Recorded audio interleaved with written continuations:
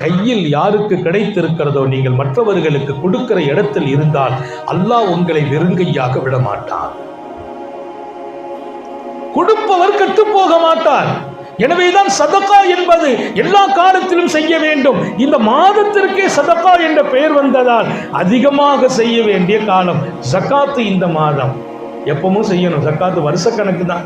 உம்மத்தில் ஒரு ஆசை என்னன்னா ரம்ஜான் கொடுத்துட்டா லேஸ் வேலை, பன்மடங்கு கூலியோட கொடுத்துட்டு போயிடுவோமே. கரெக்டா கணக்கு பார்த்து கொடுத்துருங்க. சொத்த கணக்கு பார்த்து, இருப்ப கணக்கு பார்த்து, வரவு கணக்கு பார்த்து, நகைய கணக்கு பார்த்து, எல்லாம் டோட்டலா அளவு என்ன 2.5%. 1 லட்சம் இருந்தால் 2500.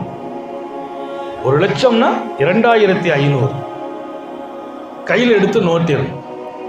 அது எந்த வழியில் இருந்தாலும் சரி.